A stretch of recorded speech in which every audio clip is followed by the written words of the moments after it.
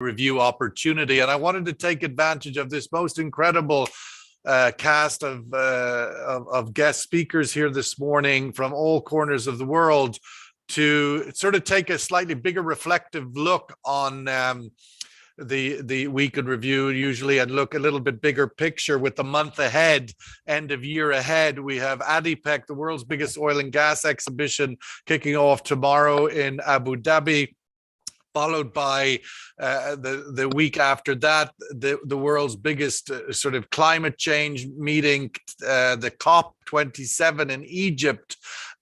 Both massive events, in some ways kind of polar opposites to an extent in terms of the general narrative, but of course they have to be aligned. And I wanted to take the opportunity with all the noise around, oh my God, I wish I owned ExxonMobil shares, profits that the oil industry is enjoying at the moment, with the sort of bumper 30 billion Exxon and Chevron alone, and all of the dividends that are going, and basically ignoring the policymakers and so on. So get some context about where is the state of the industry. Think you are Joe Biden at the beginning of the year, standing at the big lectern at the House of Congress. What is the state of the union of our oil industry? That's kind of the theme of this morning's podcast. And that's really where I wanted to sort of get the reflections from these four distinguished guests. So that's kind of the context set up.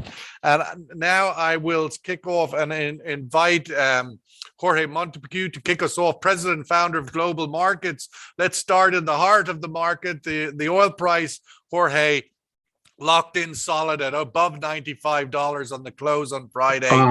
OPEC Plus has done its job, and they have secured that $90+ floor. Your thoughts on the OPEC Plus piece, the oil policy, oil producers forcing, securing, demanding a $90 oil price in this moment of when the world is looking at a global recession? Yeah, I think OPEC has done what it has to do for itself. And Saudi Arabia has indicated very clearly that its policies are aimed for its citizens, not for some other countries' citizens.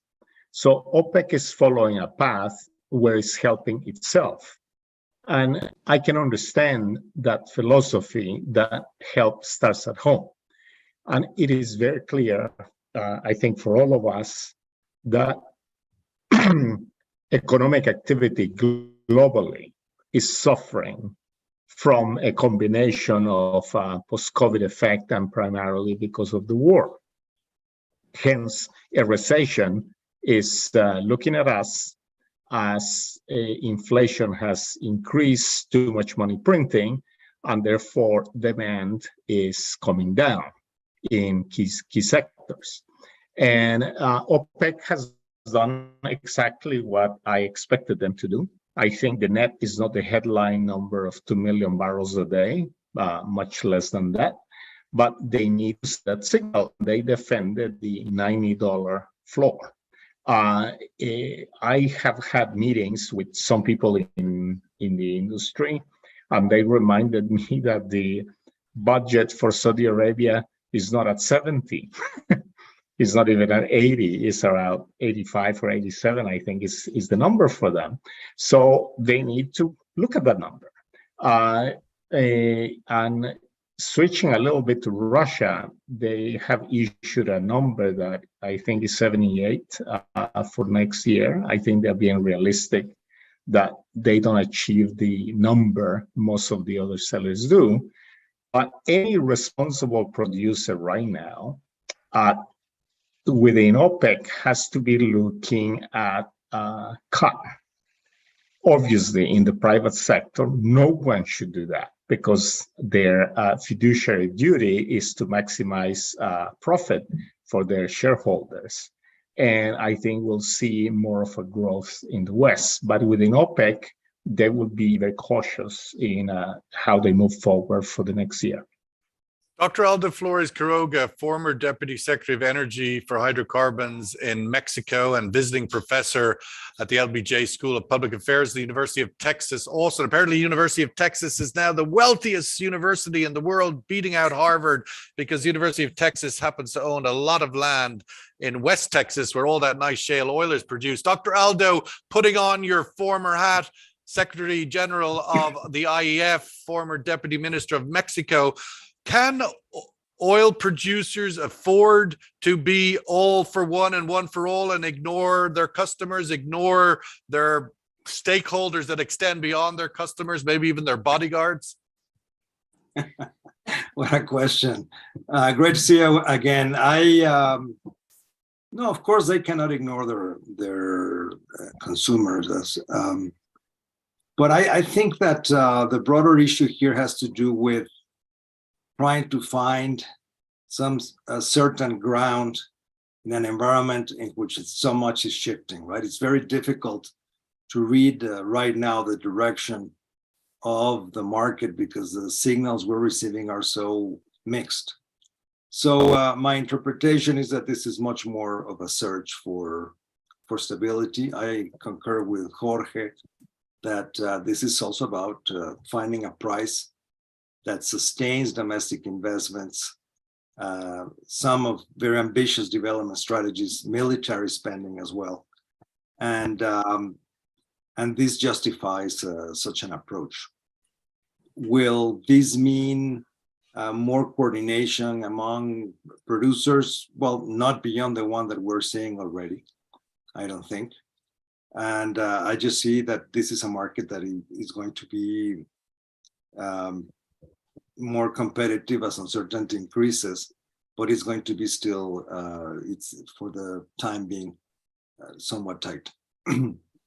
Dr. Sarah Vashkouri, founder and president of SVB Energy International, sitting in Washington, the president of the United States getting up at the lectern, giving out about the CEO of Chevron, I think it was. But nonetheless, the friction growing between the consumer, obviously the US is a big producer too, but nonetheless, the efforts by the Biden administration to get the oil producers, if you like, on side. We're still more than 1 million barrels a day and US production below pre-COVID levels.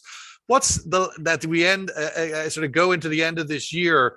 Where is the lasting consequence, do you think, of this friction between policymakers in the US in particular and oil producers, whether they be countries or companies?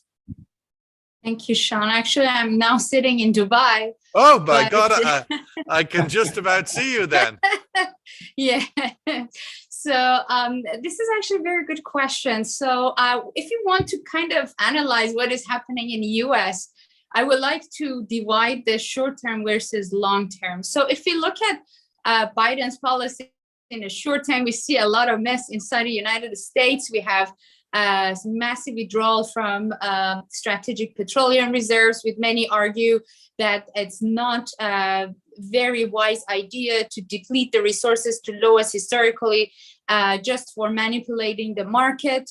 The gasoline prices are not necessarily going down as in the same volume of crude prices, because obviously US has a shortage of refinery capacity.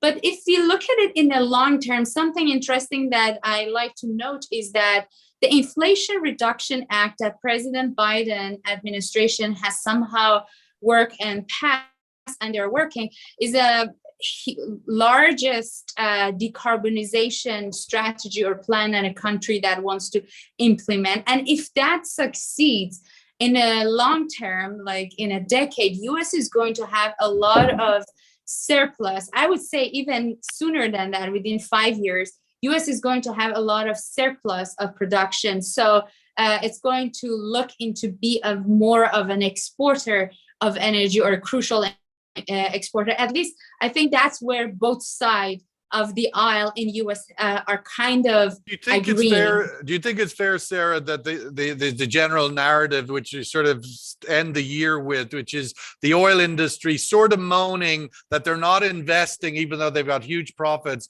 because they've no policy certainty going forward? Is that a fair argument against the policymakers?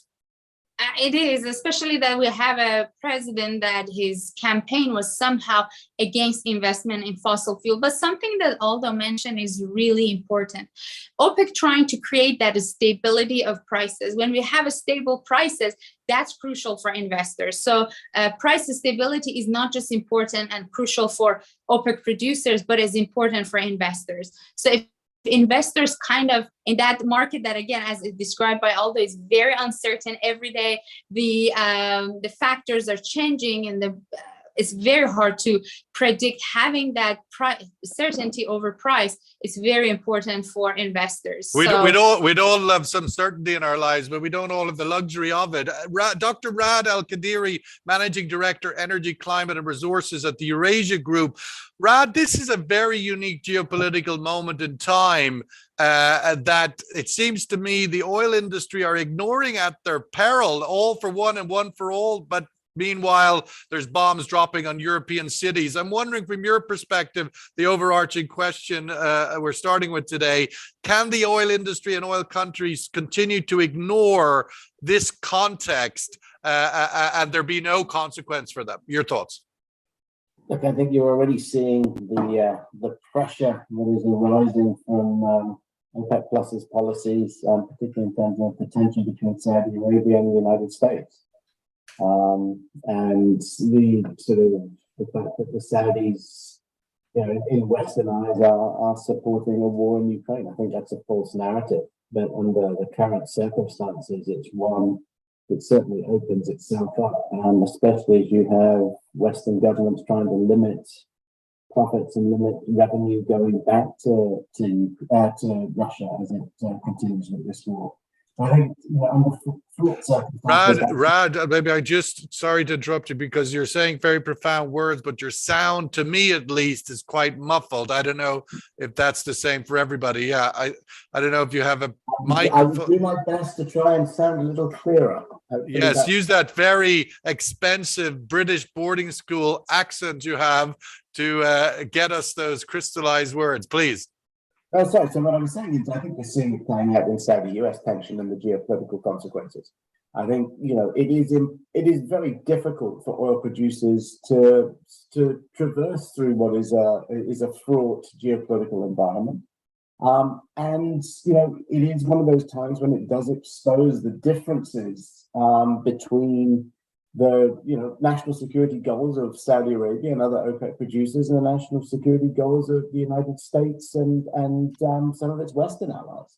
And I think the view from the Gulf, and not unfairly, is that this is a European war. And when wars happen elsewhere around the world, it doesn't sort of create quite the same context in terms of oil production, in terms of prices, etc. And I think that's a valid argument, and it's one that extends more broadly, I think, the impact of this war into creating divisions between industrialized countries and emerging markets, in the sense of emerging markets being asked to explain why they are carrying some of the costs of Western sanctions without necessarily being brought into the discussion about how they're going to be implemented.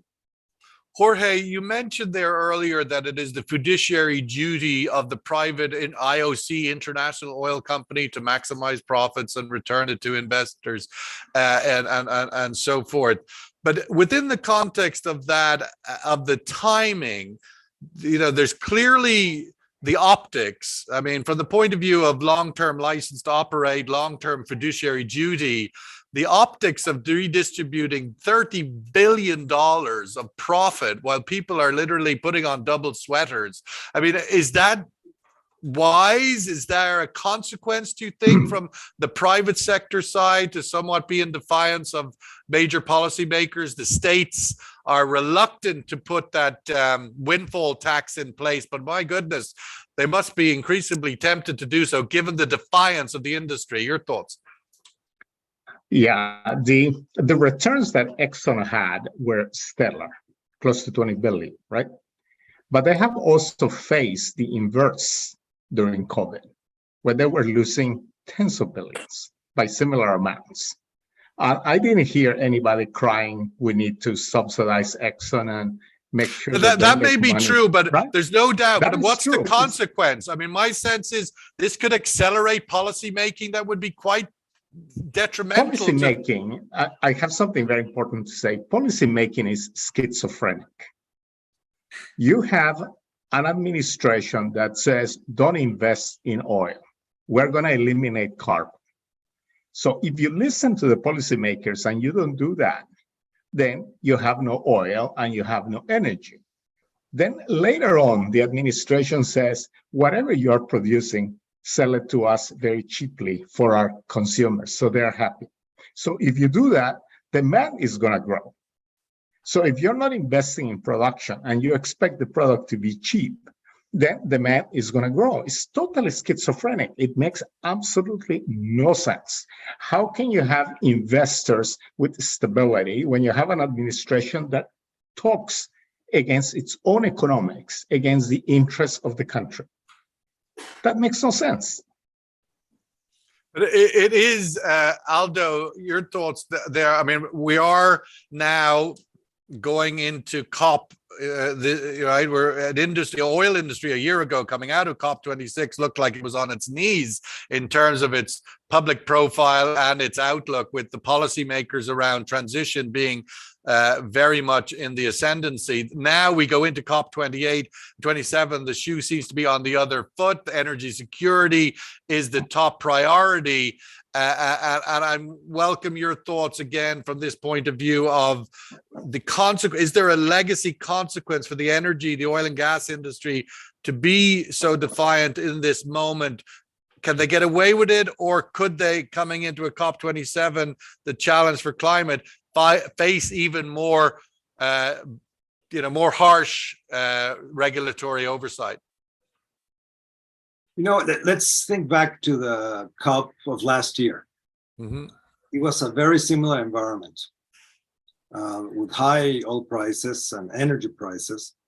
And I remember saying then, it's odd because these prices should be very attractive for the development of renewables and clean energies. And we didn't see any standing ovation during the COP meeting last year in Glasgow. For such a situation. On the contrary, we saw even calls for greater oil production. And this is the schizophrenia that Jorge was referring to. On the one hand, policy disincentivizing this investment. On the other one, they were asking, please give me more supply because I need to get through this storm of high prices. So we're going in a very similar situation with one great caveat, which is, of course, the geopolitical moment. And I think this will, clearly, the drive to find substitutes is now stronger than before. And this means substitutes in terms of cleaner energies. So we're going to be hearing more speeches around that, probably witnessing some agreements that we were not able to see last year. But then again, whether they bite is still a big question, right? We've been listening to this type of statements for decades already. And whatever comes from the COP process is still not reflected fully from those agreements into what countries are doing. And one more thing, this is obviously related to the issue of affordability. Last year, when we heard also this type of mixed messages, I remember the energy minister of India saying, I still have to provide energy to my to the Indian population, and there's no reason why I should be paying more for it, just because I have to promote renewables along the terms of what, Europe or the US is doing. So I think this is going to be, again, a strong part of the debate, and it's not going to be conclusive. Sarah, again, we started out the year where everybody seemed to be, the sentiment of the markets was all moving together, the financial markets, the commodity markets, the sentiment of the oil producers, oil consumers. OPEC Plus was increasing 400,000 barrels a day. The price was recovering, but nonetheless, nothing too worthy in terms of the burden of that. And then, of course, Ukraine happened and other dominoes. And we end the year with a lot more fraction between these different parties. I'm wondering, within the context of the oil producers, the OPEC plus, the cohesion within OPEC plus, Iran, we started the year, we were going to have a deal. Now we end the year, the deal is dead. All of this fracture, is there no consequence? Should we be, writing our Santa Claus lists and wishing for a nice toy, that there's no consequence to this fracture that seems to be just getting worse and worse? I'm just wondering your thoughts.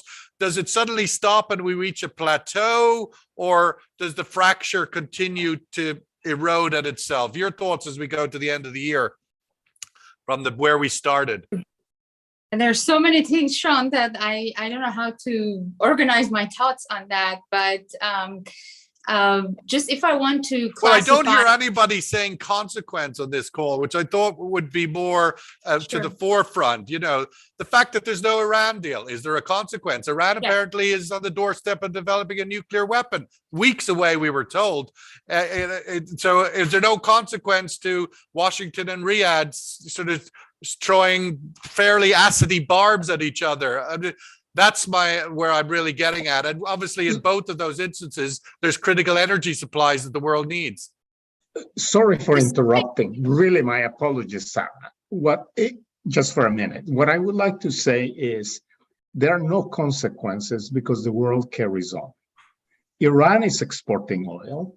Russia is exporting oil. Consumer countries are importing oil. Germany is burning more carbon, is trying to do more nuclear plants.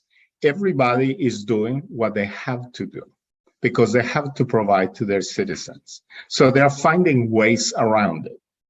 Europe has bought more energy and paid for more energy this year than last year because they have to from Russia.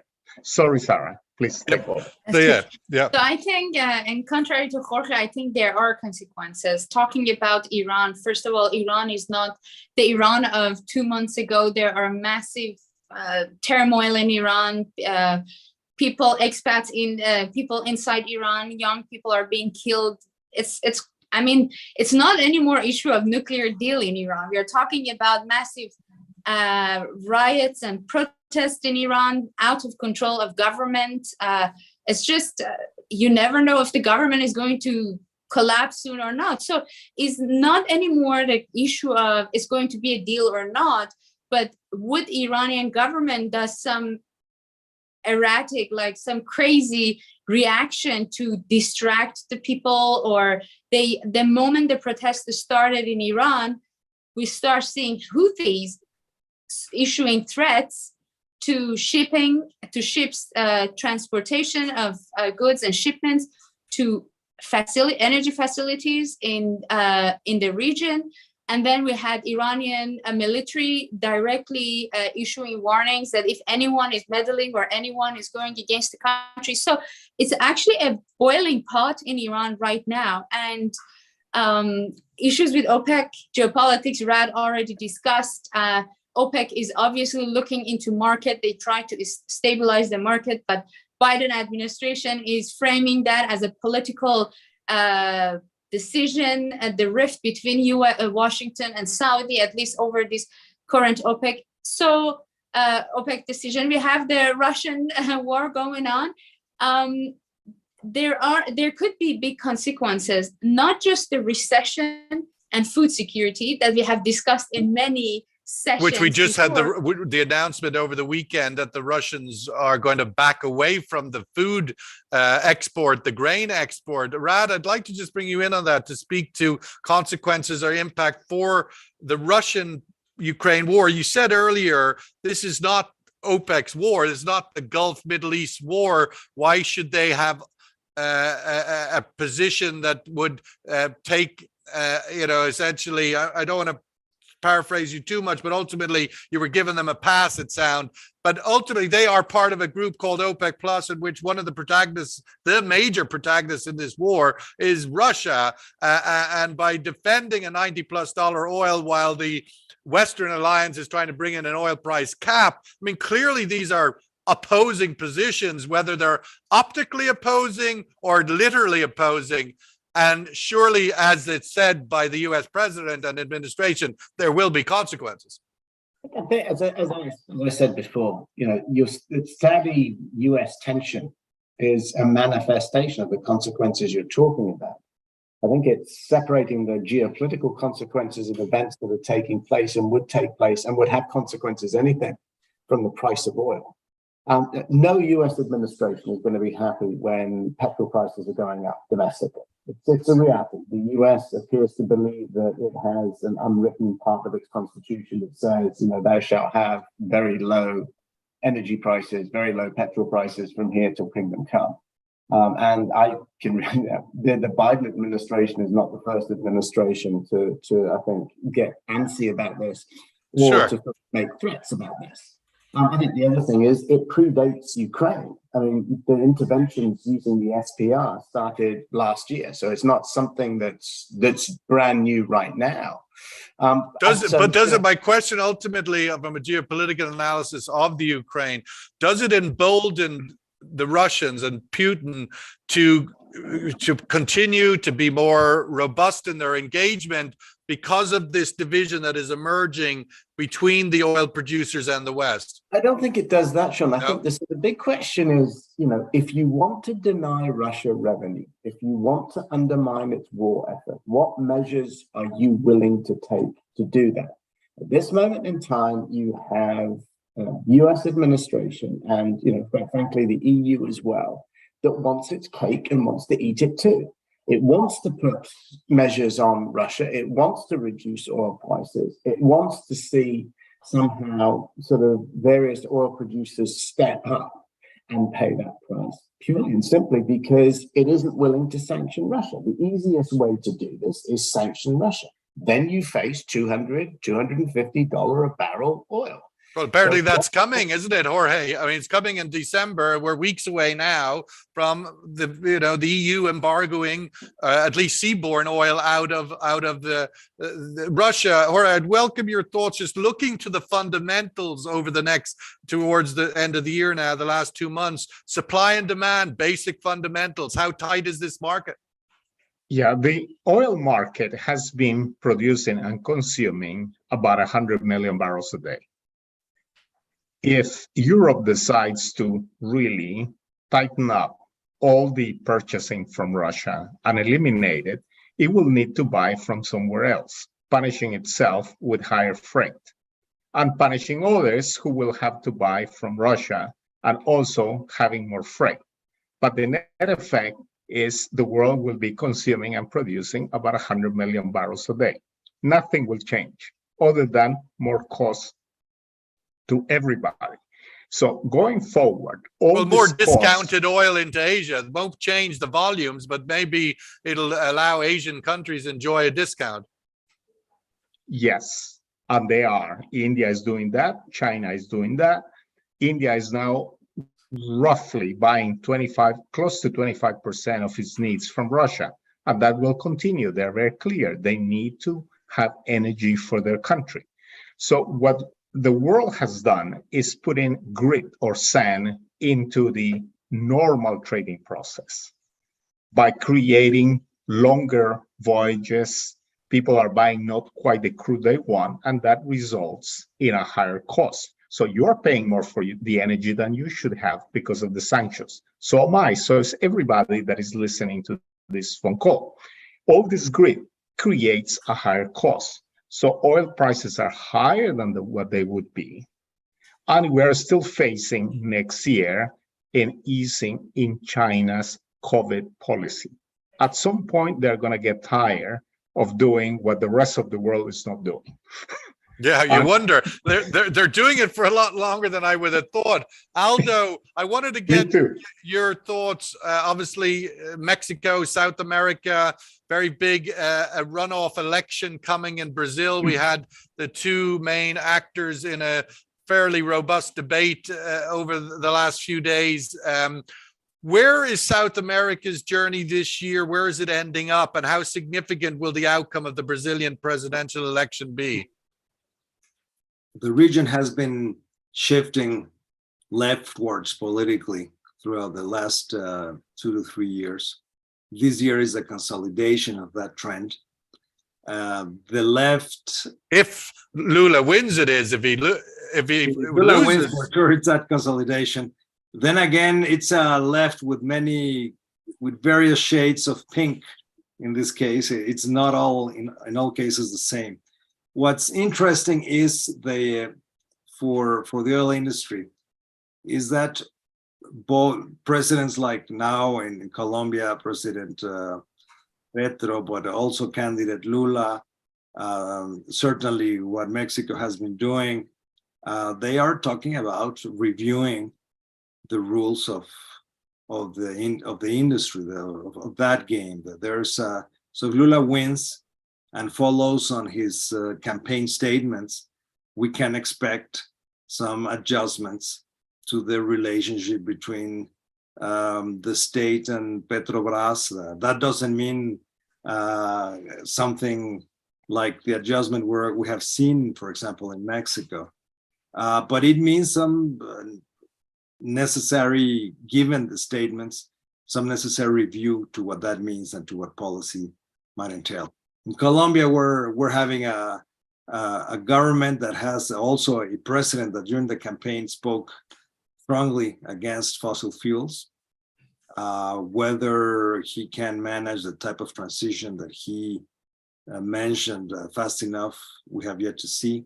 So it's what I see is a contested space for energy policy, partly because of the region's own ideological inclination and partly because of the effects of what we're seeing in Europe. So I think we're living through the transition of the transition of energy policy. ooh, there's layers to get your head through there. Let's get the survey question in, and I want to sort of wrap up, have our last segment about all things China. What impact will the current record profits enjoyed by international oil companies, shareholder dividends have on policymakers imposing harsher regulations on hydrocarbons industry? Accelerate peak oil demand? Increasingly, we're seeing those years come closer. It seems to me that's predates these record profits, but nonetheless, could it accelerate that? Increase support for the transition with COP27 now coming. I mean, COP27 is going to be taking place under the headlines of, the headline of $30 billion profit, ExxonMobil. I mean, come on, we're going to have to, will that put wind in the sails for energy transition, harsher regulations for oil sector, or ultimately, as Jorge may have been signaling, no change, that one can enjoy the record profits without consequence? Welcome your thoughts on that, and let's get into the subject of all things China. Sarah, let's start with you on this. Obviously, the Chinese just had their the Communist Party Congress every 5 years. President Xi was essentially coronated as King of China, and for the foreseeable future, surrounded by his very supportive group of allies, and as was indicated, sustaining the lockdown piece. What did you hear in this Congress? What do you take away from it? And what does it mean, do you think, for oil demand, economic growth, and also the relationship with the West? Your thoughts? So I think two things that, if I just want to focus on China, is where this energy supplies to China and the change of energy flow in general, that how Russia started exporting more gas to China through Power of Siberia. You have more of Russian oil going to Asia, to China and India. So where the supply is coming to China, that's something that is area that I like to focus. And the other area which has a huge impact and could have a huge impact on the oil market is China's COVID policy. So that's what I kind of sometimes I fear is like a Chinese Trojan horse, because we don't know when China would come out of that COVID policy and when we are going to have that massive demand, additional demand, Chinese demand coming to the market, because that's a huge uncertainty. We know that, how much oil supplies could be, how OPEC could decide where the supply goes is more or less certain somehow, but no one knows when and how much Chinese demand is going to change when they're coming out of COVID policy. And I think that uncertainty could have consequences for financial markets, for politicians, for oil markets, for food security, for energy security. What if China decides that they want to come out of their COVID policy, let's say a day before US election, or just in December that you mentioned? So this is something that only China knows. So it seems that China has a huge control as a consequence. I don't say intentionally because I can't prove that, obviously, but China currently has a huge role in energy market by controlling the demand through that COVID policy. So this is something that it's a huge uncertainty that no one in the world except for China's ruling party or officials know when Chinese demand is coming to the market, and that could have a huge consequences. And because no one is ready for that, no one knows when and how much. So that's I think. Except I suppose we know that at some point when it does happen, it will be potentially a momentous moment in terms of the price of commodities. Rad, what was your takeaway from China? Obviously, I heard your boss Ian Bremmer saying that Xi is now the most powerful person in the world. It certainly was a more robust kind of, maybe than even some were expecting, posture elevation from the Chinese. And since the meeting, we've had the Chinese foreign minister come out and essentially deepen the relationship with Russia, accuse US and NATO of cornering Moscow, that whatever gap may have appeared in that meeting in, was it Kazakhstan or the Shanghai meeting, where the Chinese expressed some kind of token of concern about the war in Ukraine.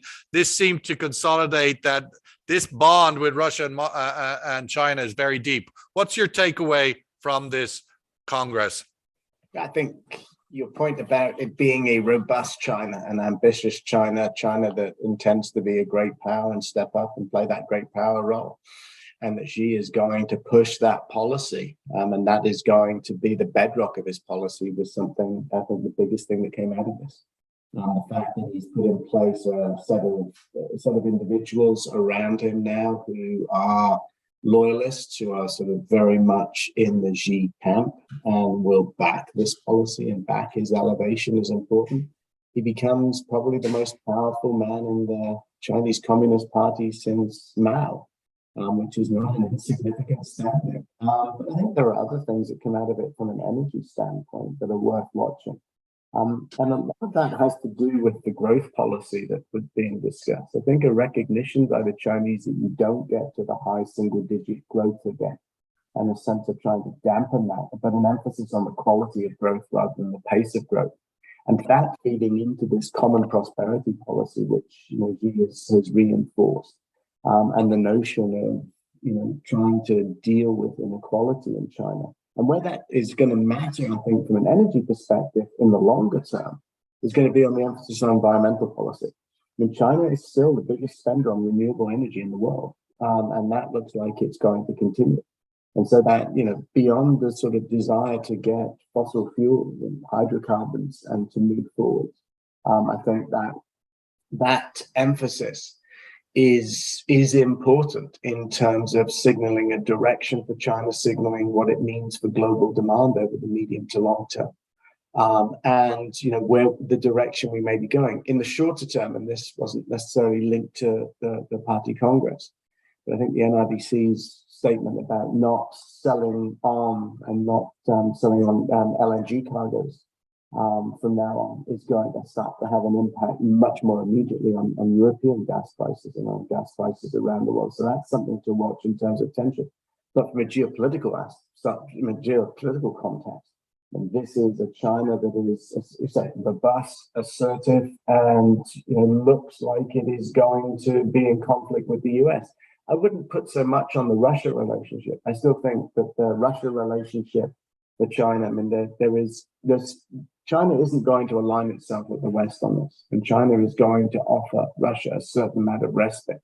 But it's not necessarily a China that thinks that the invasion of Ukraine was a good idea and the continuation of the war was a good idea. But let's face it, China is the strategic beneficiary of Russia's mistakes in Ukraine, and certainly from an energy perspective. What China has in Russia now is essentially a supplement. Russia has very, very few other places to sell its energy long term. And that, from a Chinese economic and energy perspective, means that it has a great deal of leverage. That is a very big point. Jorge, given this sort of shift from, I welcome your takeaways. Obviously, you were in Singapore throughout the period of the Chinese Congress and APEC and all of that. Given the reformatting of the Chinese government's focus, are we close to peak oil demand in China? No, I don't think so. There's three significant things happening with China. One is the Cold War by the US. We have a chip war at the moment, and the US designated China the biggest threat for them. So there is some serious friction underneath where the US is trying to slow down China. Number two, the strategic, and Rad phrased it well, the strategic union of Russia and China is happening really fast. And Russia has all of the primary inputs that China may need for its industrialization and commercial activities, everything, energy, metals, coal, anything they want. So that is going to deepen. But the difficulty thing is with Xi's policies. He's a socialist, like most of Europe and now America is. So he's also slowing down China. So I don't think we're going to see the growth we formerly saw in China until Xi or his successor reverses those policies. But there is no peak oil. They are still growing. It's just at a much slower pace than they used to be. Jorge, just to quickly follow up on that, given that you were in Asia recently and spent a lot of time in Singapore, how do you think this Congress was received in Asia? Does it bring the Asian countries, the Philippines, Vietnam, the South Korea, obviously, closer to America, farther? Where does it play into that space, do you think? Well, a lot of the commercial sector in Singapore is very afraid of the sanctions and the impact to their business. And a lot of the business is now shifting very rapidly to Hong Kong, because Hong Kong and China are essentially the same country, as we know. And China is very commercial in international trade. And Hong Kong, therefore, is taking that point of view of further opening. But in Asia, as you have seen, there are two big clients of the US, South Korea and Japan. And they are very, very closely aligned with the US. But even South Korea started to change because they were going to send weapons to Ukraine, but announced this past week that what they're sending is humanitarian aid only, because Russia threatened them that Russia wouldn't supply oil and those primary commodities South Korea wants. The other countries, and I spoke to some of them, they're a little bit more reluctant, almost like humoring the US while doing what they have to do. That's why my position has been no change, because at the end of the day, Indonesia needs energy and they're buying it. Thailand needs energy and they're buying it. And they're seeing really clearly the example provided by India. I think India was here the deal breaker, not China. Everybody expects China to do what they do individually, but they didn't expect India to be so forthcoming and open about the fact that we're buying Russian oil, and we will continue to do so. And everybody's saying on the sidelines, we will do it too, but quietly. Actually, we were quite stunned last week when we had our regular commentator from India on, Narendra Taneja, who was actually for the first time ever expressing comfort with Brent in the 90s, which sort of indicates obviously they're getting a lot of freebies. But I wanted to finish off this segment of this podcast with Aldo, and we'll bring up the survey result, because Aldo, the big question I have, and you're increase the support for the transition. That was what I voted myself. We'll put that up on social media now for the rest of the world to vote on. But I think the big question of the China piece, the more robust China piece, is South America, Latin America, like the Russian nuclear crisis with the Cuban Missile Crisis of the early 60s, when the Russians tried to put some missiles in Cuba, and that created a big moment. The Chinese have been, like they have in Africa, becoming quietly very embedded in particularly Central America, but also South America. I'm wondering, what's your takeaway from the China Congress, the new King Xi, and what that means for the relationships in South and Central America, and then vis-a-vis the US?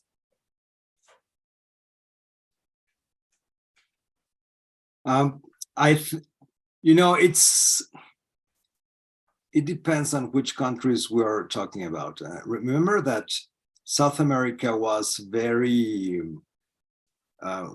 experienced a boom, a commodities boom with the Chinese economic growth.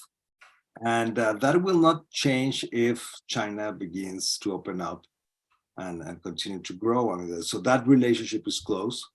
What's still an open question is where the pace of investment of China in the region will remain where it is.